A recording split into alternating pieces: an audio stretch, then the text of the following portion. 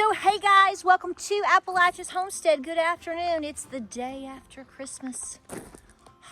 I don't know about y'all, but wait, give me a hug.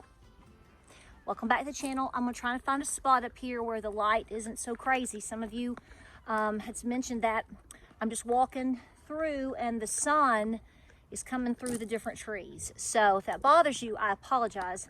I'll try to do the best I can. And with that, I always try to find a kind of like a shaded spot, but you know what happens? The sun appears to move and then you're back in the sunlight again. So it is what it is. But I hope you're doing good. The geese have not figured out that I'm filming, so let me get my booty on up the driveway through the mud puddle. But it's the day after Christmas. I don't know about you, but regardless of how much I decorate or do whatever I do for Christmas, that stuff has got to come down the day after. I know some of y'all love to leave stuff up till January 6th and 7th, old time Christmas. I get that. I can't do that. I just cannot do it. Now, if I put a bunch of outdoor stuff up, which is a lot of labor, I don't know if you know this, but my papa, God rest his soul, Mr. Christmas himself, he used to put out so many Christmas lights. And I've mentioned this before on the channel. He was actually on HGTV. Remember the days when we all used to really love HGTV? And they did a special on like 4 or 5 houses, and his was one of them. So he would put up we would work, I was his little elf, and I would help him. I loved it.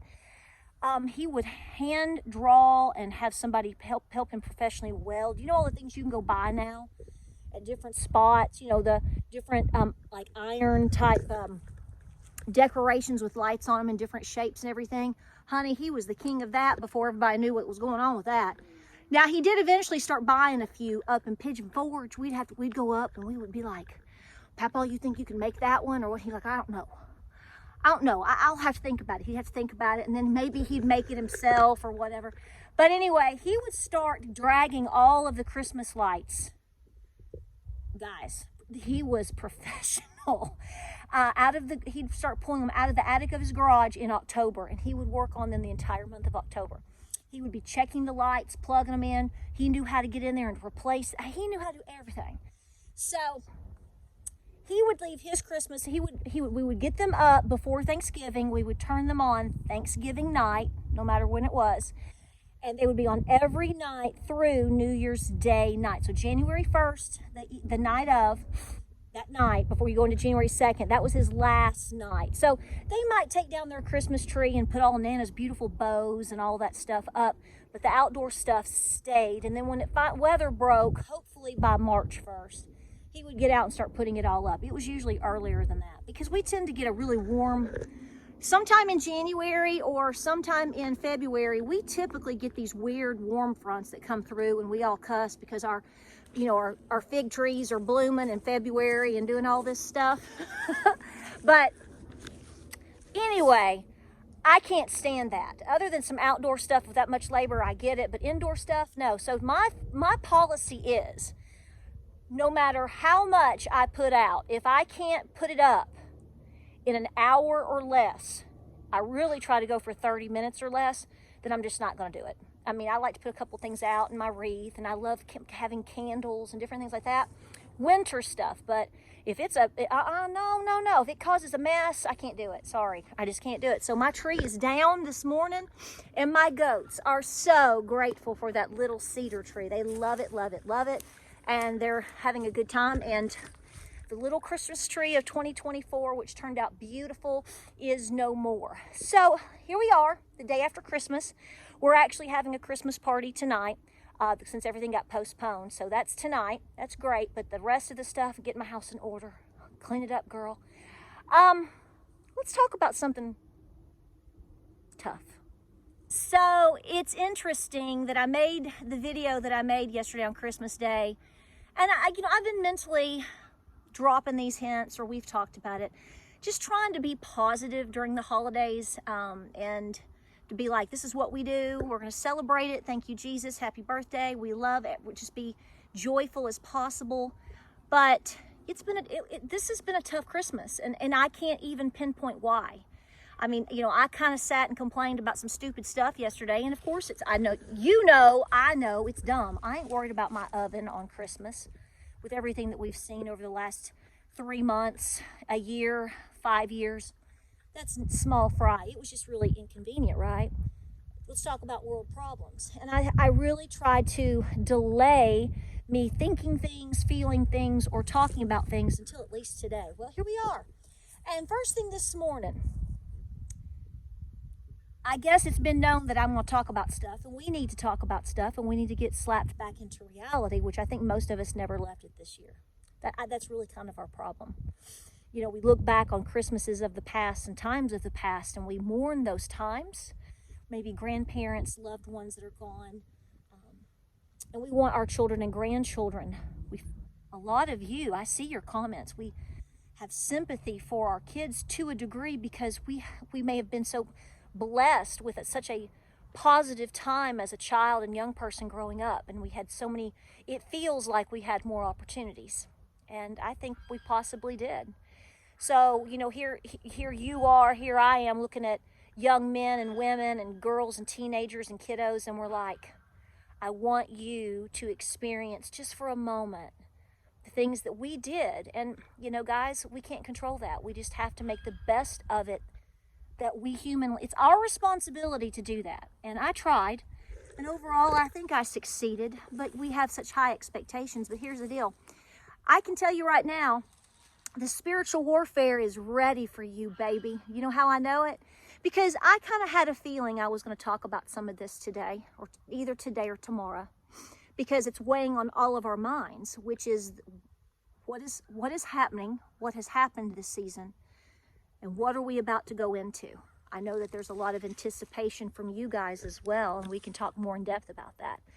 But I'm not complaining, but I'm just going to say, there's sometimes I get comments, and I'm like, you knew I was showing up with this, didn't you? Because one of the comments I got this morning was, oh, I'm so happy you finally put out a positive video. You know, like how you used to be. Yeah. Now, I showed James that comment, and he goes, well, maybe she didn't mean it bad. It was a woman. And I just looked at him. He said, well, that's awfully doggone passive aggressive. He said, you could say that a whole lot better in a whole lot more different way. A bunch of more ways, right? I said, yeah. I said, she was my daddy would call that being a pissant. But really, I don't blame that person. And it is a real person, by the way. But I don't blame that person. I look beyond the people. And I know a lot of you guys too. That is in my personal opinion, when that type of draw out of passive aggressiveness, in a sense where I was basically scolded, is what that was. Did you feel that? She tried to that was a backhanded compliment, you know, how I used to be. Well, in my defense, I think overall, considering the things that we've seen over the last 5 years and all the things that we've been through, I think I'm pretty decent at being positive. The problem is people that can't accept reality, that don't want to take responsibility for their actions or recognize the spiritual warfare that we're in. This is an example of that. They try to project everything onto you. It's your fault that the economy is bad. Yeah, it's your fault. You didn't shop smart enough. You know, you didn't control your economy better. Yeah, you're the reason why we've experienced pandemics, scams, shams, lies, plunder, robbery. I mean, we could go on to infinity. So because you are frustrated with that, or you have a moment of discussion about that, or because you're willing to put your foot down and make a boundary, because you might be willing to speak the truth, see, they project it back onto you, and it's your fault. You're not being positive enough. What that means is they're serving up on a plate and you ain't eating it, and they want you to, and you're refusing to, and they don't like it. That is what that is. And that is exactly the spiritual warfare that we are in, which you have been experiencing this season. That's why stupid little things happen, to continue to just wear you down. I know somebody out there is going to think that I'm silly stupid for saying, you think your oven going out is to ruin your Christmas? Yeah, I do. I think a lot of things that I'm seeing happen to people. I told my mother the other day, I'm like, Murphy is showing up and showing out. She's like, what? She thought I was talking about North Carolina, where my family's from. I was like, no, Mama, you know Murphy. She's like, oh. I was like, I'm not going to Murphy. But absolutely, when it doesn't get you on this, it's going to get you on that. They want you to shut up, which tells me we are on the edge of something so critical. I don't know what it is. I told James I was washing my hair and standing there, and he was trying to trim up that big old beard he's got going on, and I said, something's happening. Something is coming. And he said, did you have a dream? And I said, no, I just feel it. There's too many attacks, way too hard right now, on a different level for people, attacking your health. I've never seen so many people, young people, just in the past couple of weeks, which is this probably isn't going to surprise you, but the uptick of cancer, sudden cancer, and in young people in their 19, 20, 25, 30 years old. Guys, you know exactly what a lot of this is about, and it's multifaceted. Yeah, we're being attacked. And from your stove, to your dog, to your job, to your kids, to your finances, to your lack of leadership, the mind play, the loneliness, the reprimand to those of us that are willing to speak. Yeah, you're in it. It's thick, man. I think this holiday season, if you didn't believe by now that you're not in a spiritual warfare with everything that you've got, you're never going to see it, because the attacks can be minor and subtle, and they just keep going. That's why I just, like I said, I threw my boots down and I put them on my feet, and I came up here and cut down that little Christmas tree because I wasn't surrendering to it. And I'm still not, just as I know you're not. But man, it is undeniable. And everybody I talk to, this is what is so amazing. I haven't seen one person go, this is the best doggone Christmas I've ever had. Man, we had filet, we had ribeye, we had the entire family over. Nobody was sick. We opened presents, we sang, we went to church, we did the candlelight vigil, we played games, we made memories. I haven't had the first person say that. Now, that doesn't mean they didn't have a good Christmas, but it was different. There were people that you didn't meet with this year.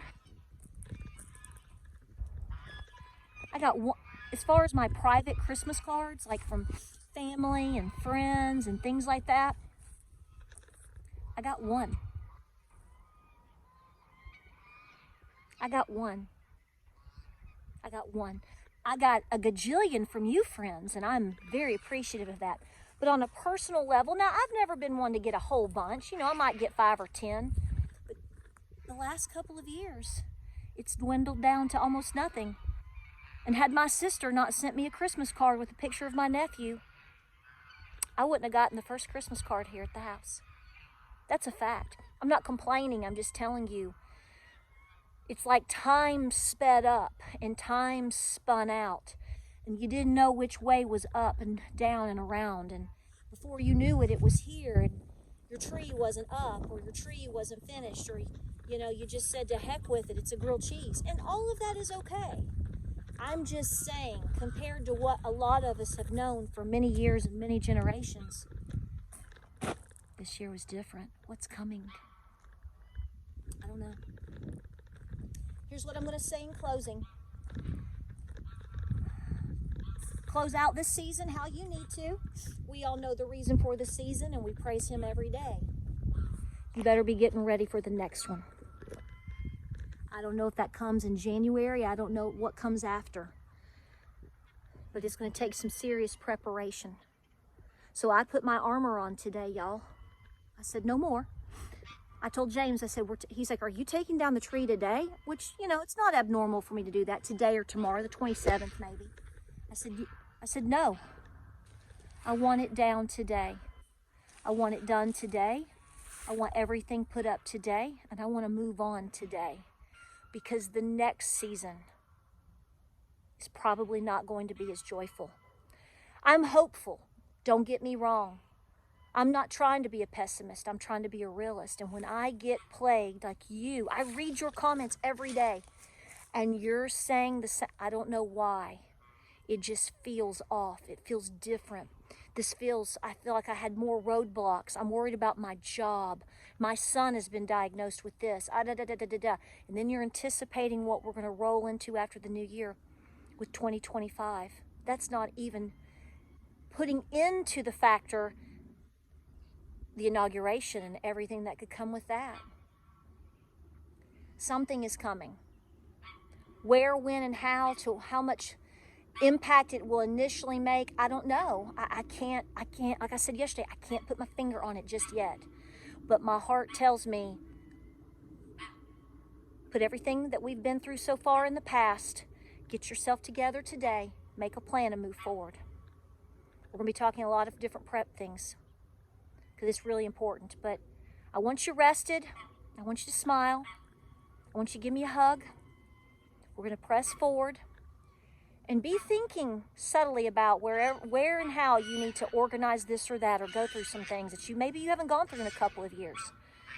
Check your inventory on everything and just move into that day by day. If you start today like I am, in a couple of weeks or less, you're going to be squared away for the new year. We're going to make good decisions, folks, because we're in the thicket. I love you guys. Pray, prep, and be peaceful. They found me. Yeah, we hear you. Well, guys, I hope you had a great Christmas. I prayed for you. I'm going to continue to pray for you, and I thank you for your support, and thank you for being here. Like, subscribe, and share. Pray, prep, and be peaceful. I'll make them my end shot, okay? So I know you can hear them. Guys, I love you. Stay well. Godspeed. God bless. Be peaceful. I know you see everything going on. Organize. Pray.